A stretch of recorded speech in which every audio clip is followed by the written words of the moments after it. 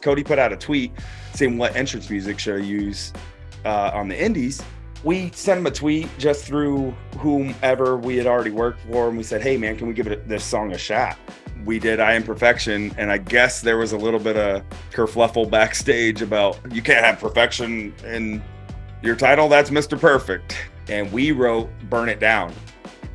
And it just felt so weird. So I absolutely loved this conversation with Zach Call, the lead singer of Downstait. I mean, we're talking Cody Rhodes, Dolph Ziggler ×2, The Miz. That's just the start of the list of banger entrance themes that Downstait has written and performed. So I hope you enjoy this conversation as much as I do. If you haven't yet, please click subscribe below so you don't miss out on any of the interviews that we have coming up. And guys, I can't believe this is real. The first ever CVV action figure is officially here from Rush Collectibles. We've been working on this for a long time. It's so cool to be able to hold this in my hands and know that it's available for pre-order right now. So if you live in the US or Canada, go to rushfigures.com. If you're in the UK, go to rockandrollcollectibles.com. But man, I feel like they nailed the hair here perfectly. And check this out. Check this out. A removable microphone. Such a cool retro figure. So if you're into this, if you need someone to interview your retro action figures that you have right now, well, grab the CVV action figure, the first ever CVV action figure right now before they're gone. Now, let me just grab the microphone here. Please enjoy this conversation with Zach Call from Downstait. You know, I think the most appropriate way for us to start this would be with a Woah! With me? Yeah, of course. Come on. You're like, let me warm my voice up and do this. It's never gonna be good, man. I yell at kids all day. Oh, come on, give us one. Whoa! Oh, so good. Man, I'm so excited about this. Thank you so much for coming on. Oh man, big fan of yours. So I was super excited when you asked, man. This is awesome. Well, I bumped into you at WrestleCon and you're like, oh my God, we follow each other on Twitter. I'm like, well, would you ever want to do an interview? You're like, yeah. I'm like, oh, this is great, because I think there's a lot of people that only think that Downstait does Cody Rhodes entrance theme, and that's it.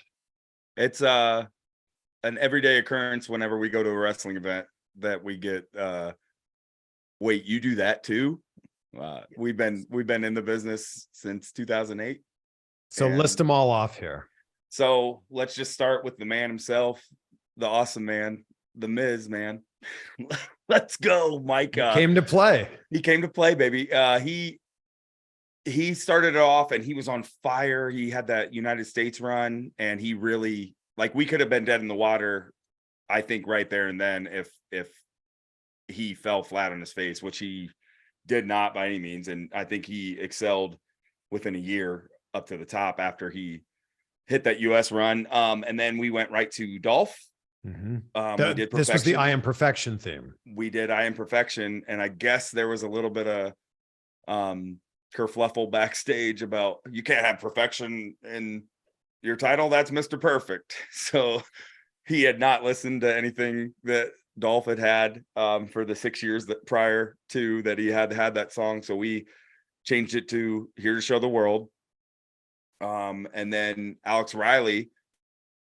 So these were all real lumped in real quick. Alex Riley took off after he broke away from Miz and Say It to My Face, which we won a Slammy for in 2012. Dude, that is such an underrated theme. It's such a good song. It's an amazing tune. We played that one live when we were out on the road quite a bit, every night. I don't know why quite a bit came in. We played that like that is quite a bit. Every night is quite a bit.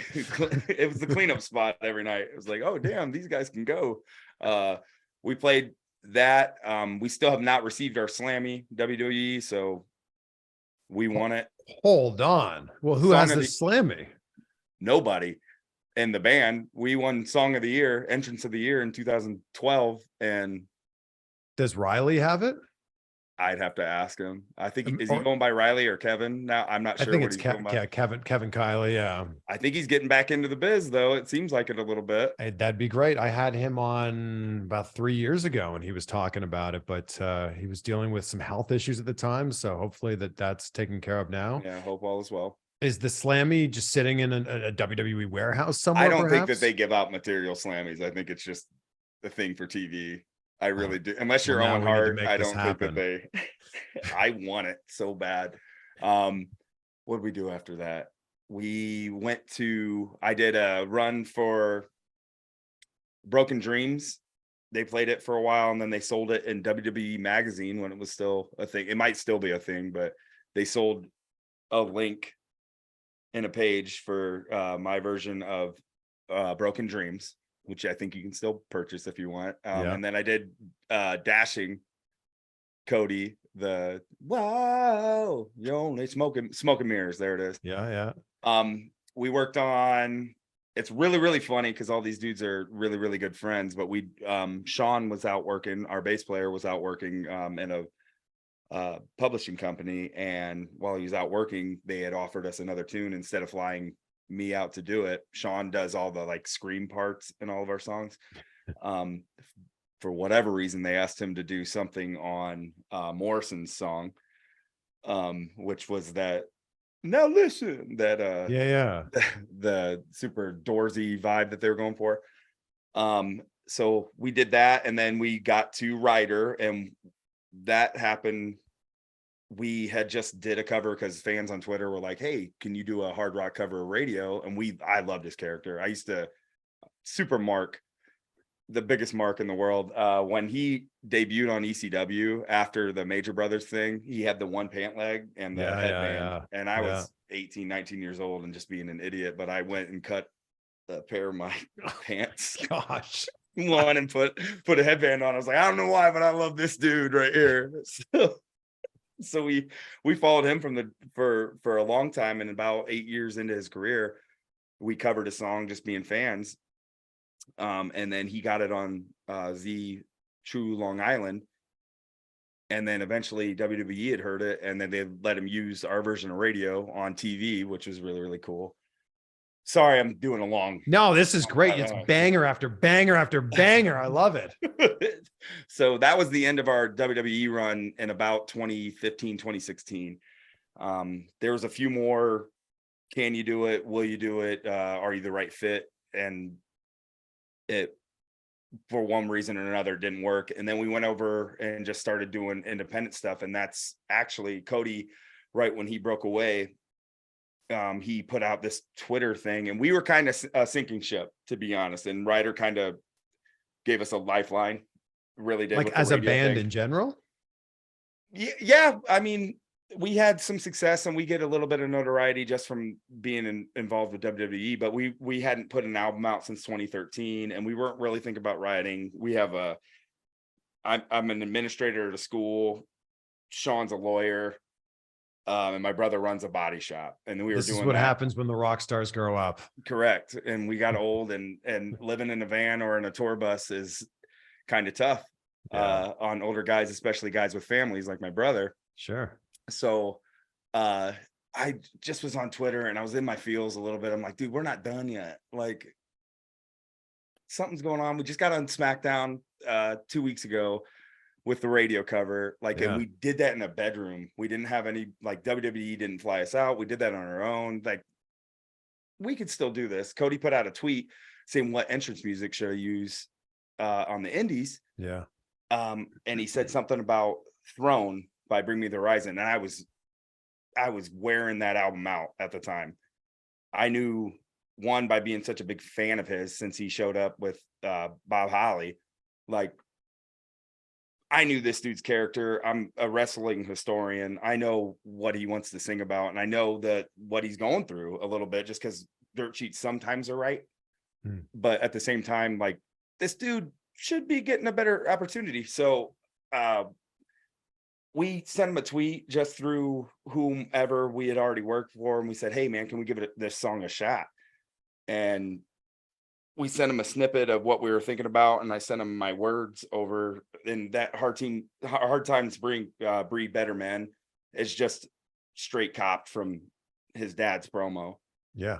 Like, so I was like, how can I not, without being like patronizing the situation and being a dummy, how can I just sell this character a little bit to the guy that is doing it? So Sean and I sat down and went on a little bit of a wine binger and sent something back to him within like 4 hours, and he highlighted the lyrics that everybody's singing now, and it's just like, okay, we still got it. We went and recorded it, sent it back to him. He took it to Wrestle Kingdom, to Battleground. That's the TNA one, right? TNA's Slammiversary. Slammiversary. Like he took it everywhere with him. I remember his debut in TN or in Impact. It was incredible, and it gave us enough confidence. It's like the old dog can still play with the young dogs. So we did that, and then he started taking it everywhere with him, and the song was catching on, and just that underground little bubble of people was like, hey man, this is a really good tune. Yeah. It got the ball rolling enough. AEW was starting kind of at the time. We did something for Brit. We do her song right now. Cody's brother, Goldust, which is my brother's favorite wrestler, Justin, who's also in the band. He asked us to do something for him, which I think he could have died that day and been cool. Buddy Matthews, we've done a couple for him. One has been put out and he used it, and the other one that we have, I still swear, is like one of the best songs I've ever written. But he did what's he in now? The Black House of Black, and he's using their theme. We have a banger for him right now. Oh geez, there's a whole bunch. This is a lot. Like that's a lot of things right there. A whole bunch of NWA cats. Mims, I wrestled him when I wrestled, which I did, by the way. Like there's a whole bunch of stuff that we've done for everybody. So Miz was the first one. Miz was the first one. Yeah. And how did that come together? So I don't know if you remember Bully Beatdown on MTV. On MTV. Right out of high school. What was the name of that UFC fighter? Mayhem. Yes, Mayhem. Yes. What is it, Mike or Matt Mayhem? I can't remember. We have all the world's information in front of us, so let's see. Jason Miller. I was way off. I wasn't even gonna take a stab at it. So Bully Beatdown. Yes. They had reached out, our producer Sahaj, he's from the band Raw, like the Sun God Raw. They have success. He's super successful in the rock world, but in the early 2000s with his band, he was taken off. Do You Call My Name? I don't know if you remember the tune, but he had a lot of radio and commercial success with this song, and he had made his networking before he went kind of into the producer world of things. And through some of his connections, right when we signed, right after we did our first tour with him, he said, hey, I've got this band that maybe you should use. And he's talking to his friend Seven at MTV for composition or whatever they were doing. And he had heard a few of our things. He goes, I think I got a song for him. And it was the Bully Beatdown song. It's like the theme song. Oh yeah. Yeah. The TV show theme song. Man, does MTV pay well for this? Nobody pays well, man. This is no, not at all. We got paid for the flights and the room and board, basically. And then once that's over, like they give you it's MTV, it's WWE. Like, and we at the beginning, that's such a good thing. They give us a platform to basically get out of Fort Wayne, Indiana. So I'll never hate on. How does Bully Beatdown lead to the Miz? Well, we kind of knocked it out of the park. And that's a little bit of tooting the horn, but like you got to have a little bit of asshole in toot away. But like he said, here's a skeleton of it's karaoke, go do it. And it's like a Limp Bizkit tune.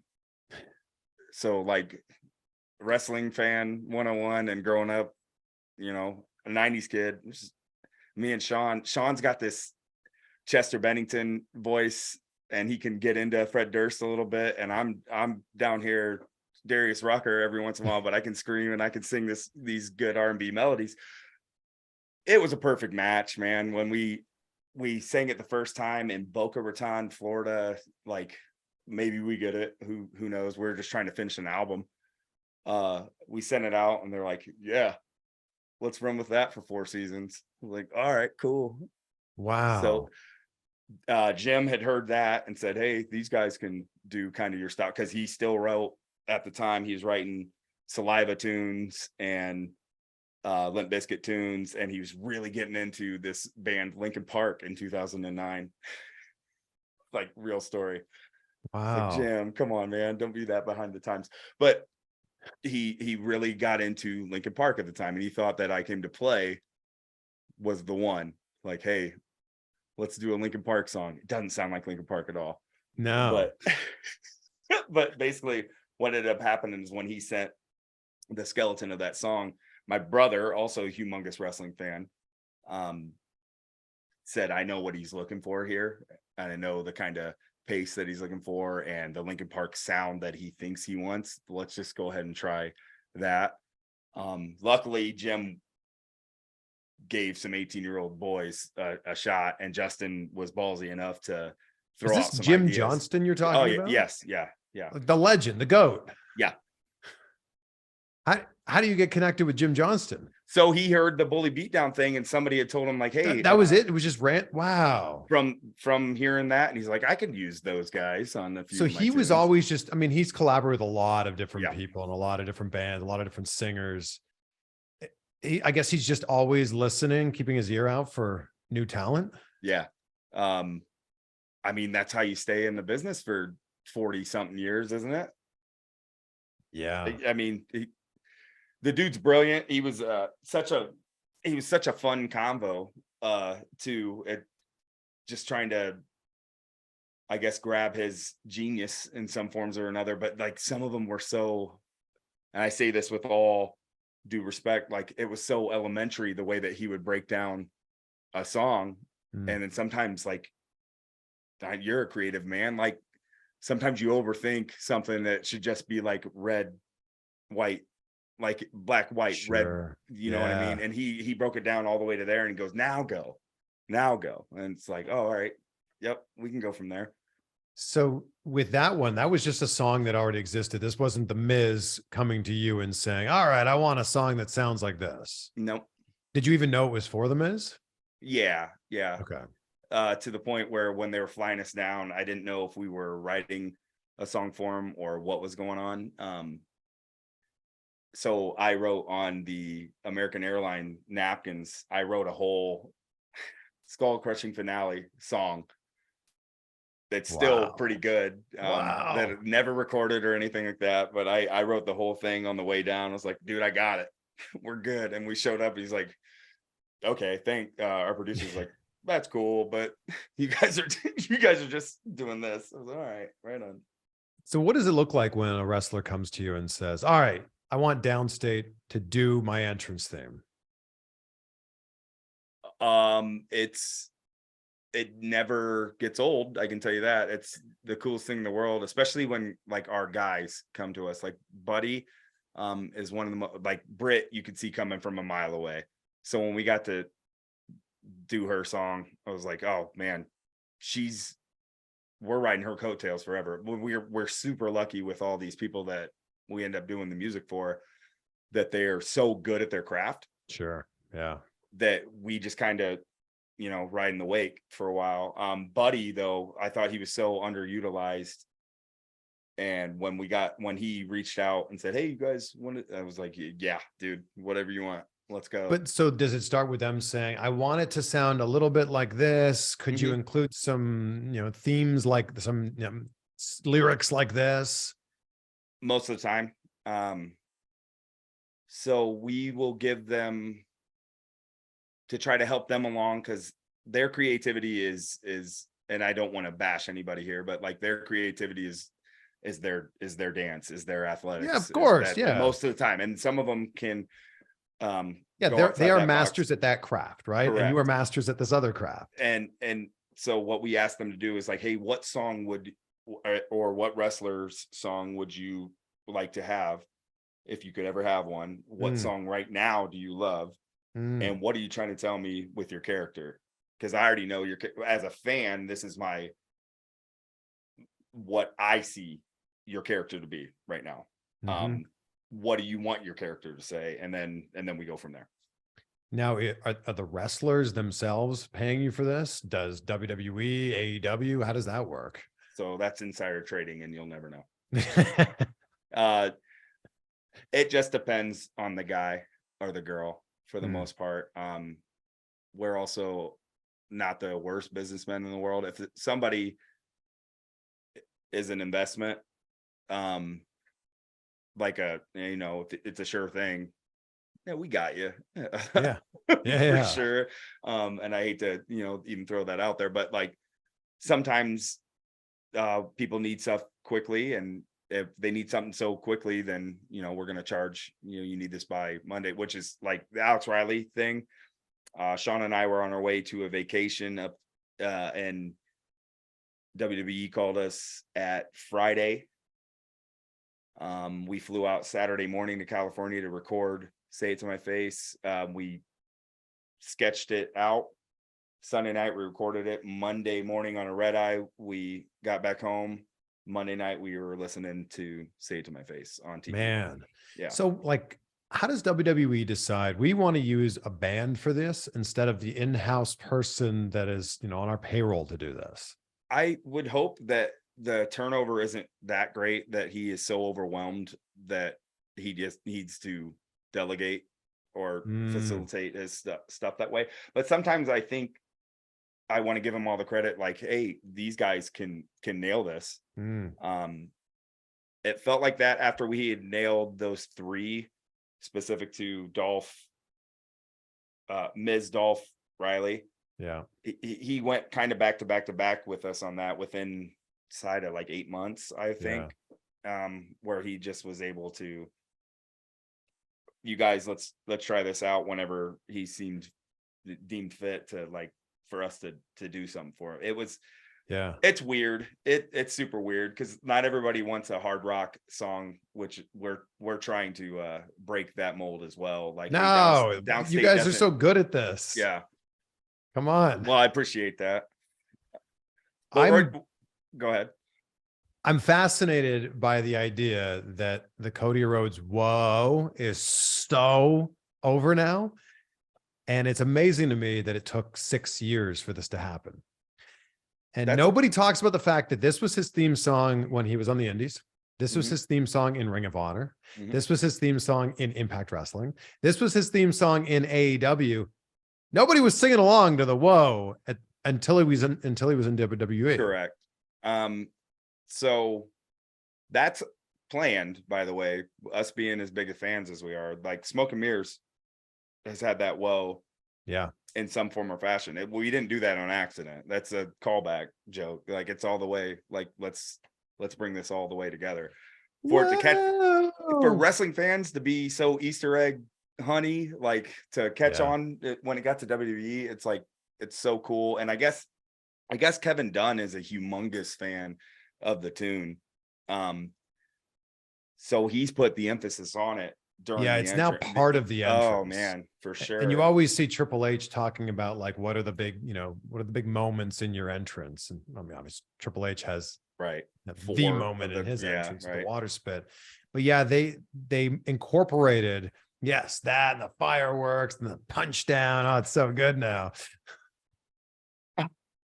But I'm just amazed that, like, everyone loves singing along. I was there at WrestleMania and like 80,000 people, they were all singing along to it. It's just amazing to me that it took that long for people to catch on. I can say that I want to give a little bit of credit to Chicago and Revolution. It might not have showed up on camera, but when we played him out to the ring at AEW, people were singing. That's there. a cool moment. Like singing live in front of a wrestling crowd. Yes. That's cool. Like I think back to, I was at WrestleMania 18. That was the first WrestleMania that I went to, and I think Saliva played there. And then you of course you think back to like the DX band singing and Motorhead's Johnston was playing guitar on that. That's right. Yeah. Yeah.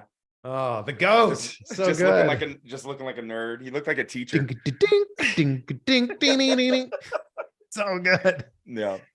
But now then that was you guys. Then you were in that position playing live in front of the crowd. So I have a few bucket list items, and performing a guy out to the ring was one. I want to play on SNL still.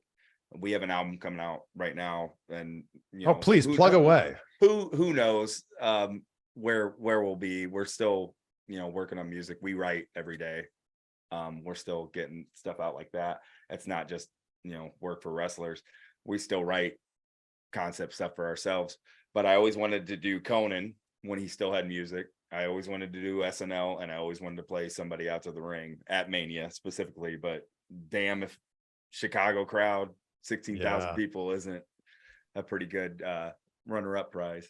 When there were all the rumors about Cody going to WWE, one of the biggest things was, is he going to have his theme song?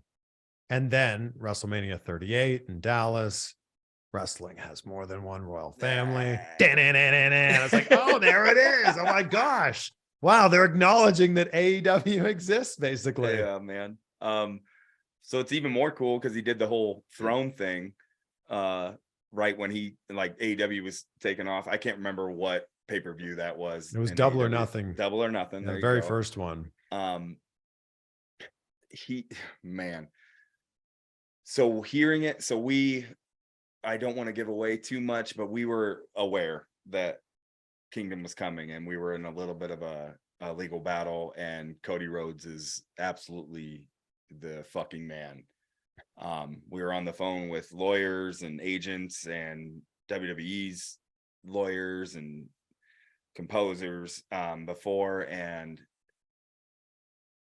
we have been with them since 2009, and we all have regular jobs, and we just wanted our cut of the pie on this one. We know what happens when we're not Joan Jett, we're not in Living Color or in Living Color, but like when you use a real song, they get paid. Those artists get paid.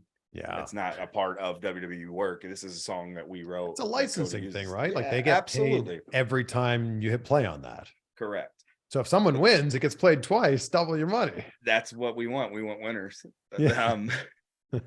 But we were ready to walk away from Kingdom and say thank you, and we're going to go back to doing our regular jobs. And so Cody might have come out to something different when he returned to WWE.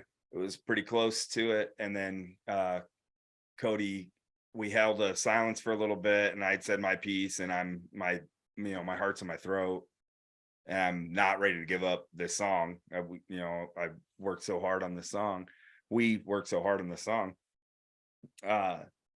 And Cody just basically breaks the silence, and he goes, well, you don't get me without Kingdom. Wow. On this conference call. And I was like, all right. And he swore up and down right when he started using it that if I go back to WWE, I'm taking Kingdom with me. And I mean, he's been nothing but truthful with us the whole time, but you never know when it comes down to the moment, you never know what's going to happen. And about 2 weeks before we had this big make or break moment, and it might've been 2 seconds of silence. It might not have been the 10 that's in my brain right now, but like he probably felt like 2 hours. Oh my God, dude. Isn't that one of those situations that they always say in a business negotiation, that when there's silence, the first person who talks loses? Yeah. Not on this one. Yeah. Well, if it was you to talk, maybe you would have lost. But your guy came through for you. Cody came through, and that's the only one that really mattered in the room at the moment. So, he said, "You don't get me without Kingdom." And so I don't know if this is too like inside baseball or insider trading, but like the other songs weren't licensed. It was just like it was work for hire. Wow. Yep. The Miz's song was getting played a lot.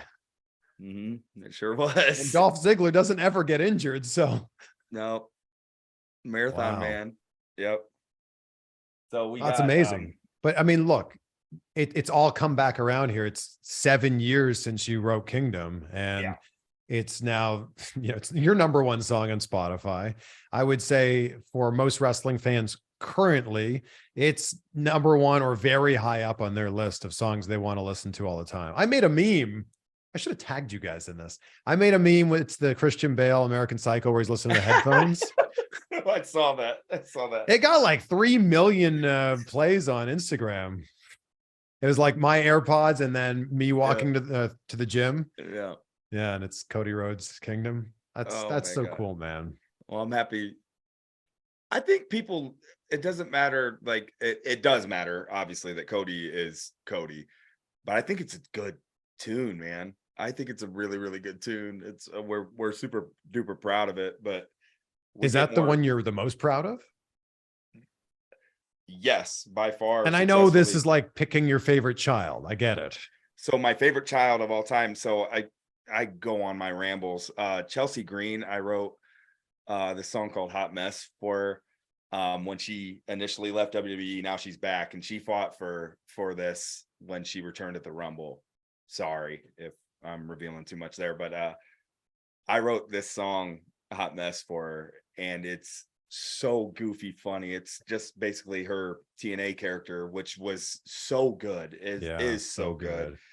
And we just started going back and forth a little bit about what she wanted her character to be. And at one point, my brother had chimed in. He's like, "You want stripper music?" And she's just like, "Yes, absolutely." So we kind of wrote this cherry pie-ish song, and it's more or less about the most drunk brunch girl.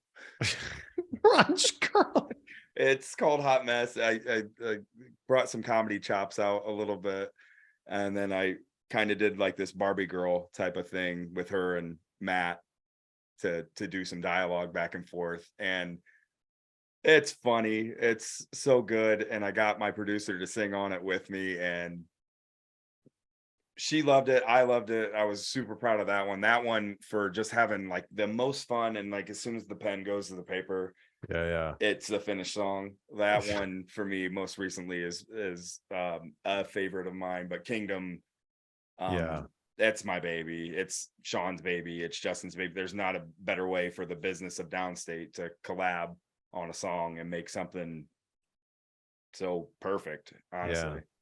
What happened with this Seth Rollins theme song, which is out there, but just never ended up getting used by WWE? It was another thing like radio. The fans had asked us to cover a few, which, man, they had asked us to do a whole bunch of stuff, and Ryder had always come up and Rollins had always come up. So we said, okay, we'll sit down and we'll write some lyrics over this and write this hook. And we wrote Burn It Down and screamed it. And we're still a little bit pissed off about it. Is that you that's screaming it currently? No, certainly isn't. It sure is not. It sounds just like Sean too. When he did, we wrote that and performed it downstairs and in a basement. And it just felt so weird. Like he had retweeted it and put it over a little bit, and it was really, really cool. And we got our spins off of that by doing just fan service, mostly to ourselves, but to everybody that wanted us to, perform his tune. The song's pretty good. I'm super proud of that one as well. I think it came out really, really hot. But not a month later, he was doing the Burn It Down right before he came out, and that was the only part. I'm just like, because it used to just be a pause. I don't know if everybody remembers this. It used to be and then there was just a pause. This is awful, but you get the point. Yeah. But the Burn It Down fills the space there. Yeah, I don't think that Sean will ever be over that, because he just did it kind of on a whim, but there was definitely a plan there. But that, as far as that goes, that's just fan service, and we asked whoever wrote it. I believe CFOs did that bit. We just asked them, and they're buddies. We had asked them, it's basically a 50-50. Hey, can we cover your song? You get half the royalties if it gets any sale, they're like, yeah, dude, whatever, go. Yeah. So that's how that works. You know, we talk about 80,000 people singing along to Kingdom at WrestleMania 39. How about WrestleMania 39 opening with your song, Miz and Snoop standing in the ring? Like, this is the thing. It's Snoop Dogg, right. Absolute legend. They could have used any Snoop song that they wanted. They played your song instead. Right. I know, right? Platinum artist, and they did I Came to Play instead. They could have played any Snoop song. We were in LA. They could have played, California Love or something. Nope. Nope, not today. Nope, Miz is the bigger star in that stadium right there at that moment, I guess. That must be pretty cool, though, to have your song open Mania. We still haven't really. There's moments as fans, like Sting's debut has Here to Show the World in the background. I'm super proud of that. The biggest pop in cash-in history has got Here to Show the World in the background. Yeah. John Cena, Rock, Miz, main event. That's got us, like, we've got a lot of moments. Plays twice that night. Yeah, man. Because nobody talks about this. Miz walked in as the WWE champion and walked out as a WWE champion at WrestleMania 27. And I don't think we ever show him nearly enough love. That dude has put us over since we started I Came to Play, and still to this day, if he's talking about rock and roll, whether it's true or not, and I don't have enough dialogue with him, but whether it's true or not, that dude, every time he's talking about rock and roll, he throws us in there. Wow. And it's incredible. That dude has taken care of us since the jump. But what's even more funny, I always thought, like, since Mania, so we open, I Came to Play starts with Snoop Dogg in it. People, it's kind of weird because it's Snoop Dogg that it's kind of an underground thing. Snoop Dogg put a verse on Kingdom. What? Yeah, Snoop Dogg. Is this, we can go find this somewhere? Yeah, go on. It's on YouTube, I believe. Yeah. Wow, I had no idea. It was a random day. Cody was doing that game show with him on TBS or TNT. Oh, the Go Big show, yeah. Mm-hmm. And they were judges together. Yeah. And we get a random text from Cody one day. He's like, "Hey, man, do you have the Masters of Kingdom?" Oddly enough, we didn't. we recorded it so long ago in Cleveland, and our buddy who had moved out to LA to start doing some more production stuff, he's like, "Dude, I can't find it." So we had to go re-record Kingdom on the spot to send to Snoop's people, and Snoop laid a verse down. And then he played Snoop. He played Cody out to the ring on like a fight night or something like that. But he raps over Kingdom. Man, yeah. Does he say something Cody Rhodes? No, I think I don't think he ever listened to the chorus. He just did the verse. That's one of the funniest things because of BTE. Like, there's most people, just think the lyrics are something Cody Rhodes. Though. I do too, man. I forget my words all the time on stage. You should sing that sometime. I will next time we perform it. I definitely will just do something and point to the guy that gets it. I love that that's become such a thing. Like, anytime I post any sort of video on TikTok, YouTube, Facebook with Cody in it, something Cody Rhodes. Yeah. Oh yeah. Always. What was your reaction when you first saw this? Just pure laughter. And then the rest of the band makes fun of me all the time, because literally I won't ever go up there with like a teleprompter or words, but they're gonna make fun of me like, "Hey man, sing second verse first again." What are the words to our song? You guys need to go on tour just singing wrestling themes. So I'm glad you brought that up. And your business mind is spectacular. And I'm not going to act like this isn't a credit to you right now, saying, "Hey, when WrestleMania happens, we definitely should just go out and do." Like when I saw you and I walked you, you're like, "Oh, do you know where Matt Cardona is?" I'm like, "Actually, he's at the table next to me." And I was like, "You guys need to go on tour WrestleMania weekend. This would be such a big hit." With all the tunes that we do, I think that people would have a great time listening to us for 45 to an hour just playing wrestling tunes. Exactly. That crowd, so you all the way get it, but like, how good of a wrestling family. Yeah, it's incredible. They embrace everything, whether like they genuinely do love it, but like, man, they're going to support it. Yeah, they are going to support it no matter what. I think to get back to your great business idea, not mine, that we have discussed it prior to, and it's kind of fallen by the wayside, but like I think that WrestleMania 40 should have a Downstait And look, concert WrestleMania just 40 is drivable for you. let's go.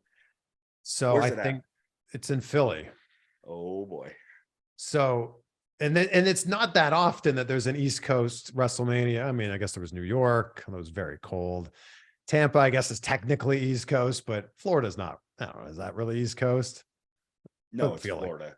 Yeah, it's Florida, right? It's Florida. So this is drivable. So I feel like there's something there. Maybe it's not a full-on concert, but maybe it's you guys are part of a Dolph Ziggler event and you play a bunch of songs. You're part of a Major Brothers event and you play, a bunch of songs. It seems Combine to them make a all, lot of that way sense. people think that we have fans. Come on. You know how many people are watching this right now? Oh my gosh. Yeah. A lot of fans. Oh man. So are you guys open to taking commissions right now? Like I'm sure there's a lot of indie wrestlers. I'm sure there's just a lot of wrestlers, period, that would go, man, I would love a Downstait song. so I don't want to reveal too much about who we're working on, but so you remember Joe Alonzo?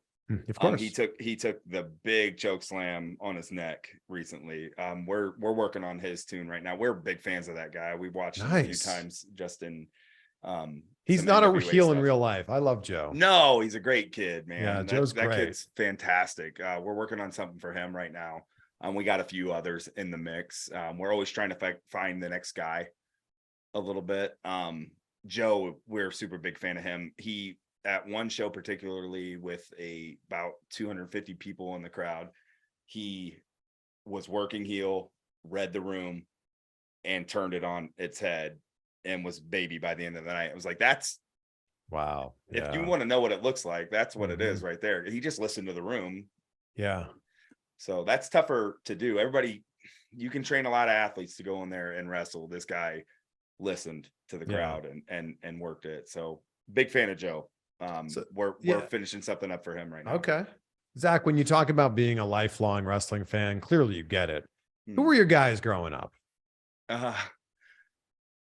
Gonna be, some of it's super boring. I was a pretty good athlete, so I always appreciated guys. Dean Malenko was my dude. I loved watching cruiserweight stuff, but like man of 1,000 holds. Dude, when he would go and just slow down a match and turn it into like, you can't do that because I'm so good at wrestling. Even as like a 9 and 10-year-old kid, I was like, yeah, that guy. And he was always a heel for the most part. Booker T, I was a WCW kid at first. Booker T was huge for me. And then Kevin Nash. Those are my three guys. Okay. Which is all different spectrum, but like they all could, for the most part, Booker T and Kevin Nash owned the room without ever wrestling. And then when they wrestled, they delivered for me. So you're a big WCW guy. I was a huge WCW guy. Yeah. Like Goldberg during his streak, I ate that shit up. Like that was awesome. Conan, when we come out and do anything, Disco Inferno. I thought he had incredible matches. Alex Wright. I thought like these matches are like, you can watch them on Saturday, Thursday, Monday, and you're getting a great performance out of whoever the local guy is. With not like, you remember when the guy didn't have wet hair? Like he was, it was when the guy didn't have wet hair and didn't get an entrance. He was already in the ring. Like, oh man, this dude's in trouble. But like that guy, like they would always have good matches with these guys. I loved watching them. And then when I got into WWF, I kind of switched what I loved a little bit. X-Pac was big for me. Jeff Hardy was big for me. And then The Rock. Game over. Like, and as I got older, Triple H and Mankind are my guys because I got it a little bit more. But there's so many matches for those two dudes where like there's a whole big hatred for Triple H for not ever putting guys over. Like, how many dudes did that dude make on his way and during? And then same with Mankind. That guy Mick put everybody over, and it never mattered that he lost. It Yeah. never mattered that he lost. It was always like he was always a threat. So Yeah. And man, people sleep on WCW. I know they like to point to a lot of the bad booking towards the end. And yeah, it wasn't good, but there was so much other great stuff going on. Like the Natural Born Thrillers, like, come on, man. so good. Man. That first hour of just cruiserweights, I tuned into that, and that was brilliant. I would tune into that, and then I would switch over to Raw, and I would switch between the two. Oh, for sure. But like seeing all of those guys, like the first time I saw Shane Helms pull off the Vertebreaker, I was like, what the heck is that? I feel like he actually did break someone's spine. He killed him. Like the entrance theme is Vertebreaker. Will break your spine. Vertebreaker does the trick every time. And I'm like, yeah, he's breaking people's spines. I would be reminiscent. I feel horrible if I didn't put over the Juice right now. Moving the to kids Guerrero, call me, yeah, dude. So the kids on that I coach right now call me Juice. He was one of mine when he did the mask reveal. I remember, I believe it was Bobby just saying, "Look how ugly he is," the whole time. He's not a bad looking dude, but I remember as a kid him just saying that dude is ugly. I was like, oh, what's a pretty guy look like then? I thought it was hilarious, Bobby putting that over a little bit. But yeah, I was a big Juice guy too. It was cruiserweight, that first hour, man. You couldn't touch that first hour. That's good TV, man. So good. As a wrestling fan and as a musician, this is going to be difficult. Give me your Mount Rushmore of entrance themes. And you can't put any Downstait on there. So in no order. Oh, can I just do my favorite? Yeah, of course. Okay. Yeah, these are your 4 favorites. Okay. Your cool. your Mount Rushmore. So Jeff Hardy at Armageddon, when he had the words over, it's No More Words, right? Yeah, I yeah. believe is what it's called. I love that tune. So absolutely love that tune. It's the first time since I was young that I popped when he won the WWE title. So that song specifically, I watched that whole ride up to him winning the title, and I was invested like I was 10 years old again. That works. Booker T's, without a doubt, might be the greatest of all time. Might be the greatest theme of all time. Dude. I mean, it's a so good weird. theme, but it's so weird. And what are they saying in the background? Like ice cold. It's ice cold. I believe so. I don't know. Nobody ever knows. So okay, wow. Jeff Hardy, Booker T. Okay, Kane's always got me. Which a little bit more? The first one without the singing. Yes. Okay. Wow. When they put all the singing in stuff, it kind of bugged me a little bit because which Finger 11, they're an awesome band, but it was just like they're fellow Canadians. I love Finger 11. Nice. Do you remember when? Hold on, I'll finish this up. Do you remember MTVX? MTVX? It was like MTV2, but just for rock. Well, look, I grew up in Canada and we didn't have MTV till I was like 20. So, yeah, we had MTV Canada, not the same. Everybody just said sorry the whole time and played. Yeah, Jewel. Sorry about that. Sorry, we just got to play Nickelback and Finger 11 all day. Oh, nice. So it's a toss up now between just gutter reactions between 3 for me. The Rock, Stone Cold. I'm guessing the Rock's like electrifying one, like because Rock's had a bunch of themes. Yeah.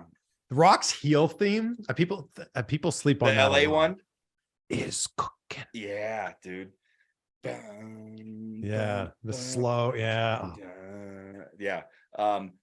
Which Stone Cold, of course. Yes. And Stone Cold with the glass, but you remember Triple H's like McMahon Helmsley theme? 1, 2. Is this the one? Yeah. Most people, and I made a TikTok about this. Most people don't realize that they're saying 1, 2. Is this on? Like it's a mic check. Like 1, 2. Is this on? No, you just blew my mind. Everyone thinks it's like Szechuan or 1. What's 1, 2? 1 told. I don't know. That's 1, 2. You just blew my eye. Like this all on? the way. My mind is blown. That is my favorite Triple H theme. My time entrance By theme. far, because they didn't just do the green lights that they do now for the game, or even Bow Down. They had an actual light show going on, which is, my dad would hate me. He was a lighting director, but like them doing all the different colors in it always worked for me as a kid. And he would tell me that don't have any sense of lighting, but like that worked for me big time. Look, I appreciate that you named 7 songs there. That was amazing. Well, there's an extra 3. There's probably another 3 presidents that were good enough to be on the Mount Rushmore. Oh, I'm sure. Yeah, I'm sure they're, yeah, for sure. I mean, Triple H is the game. Undertaker's theme, I think you'd be remiss to not mention that's a classic theme. Goldberg, dude, like another WCW one, the original one was. Those WCW themes were terrible. Not great. And Goldberg's kind of broke the mold because it was. They nailed it. And I don't want to, they were just copping other songs. I remember the first time I watched a Thunder in person and I didn't know who DDP was. And I was just like, oh, I know this song. You're like, oh, Nirvana, cool. Yeah, let's go. Oddly enough, that's the first song. I'd love to know the story Downstait behind that played. song, because that basically is Nirvana. Yeah, right. And then Chris Jericho came out to Even Flow, right? Or something like that. It's just a Pearl Jam tune. But I mean, was it actually? No, you just switch it up enough to not get in trouble. I need to talk to DDP about this. Oh man. Get the full story on this.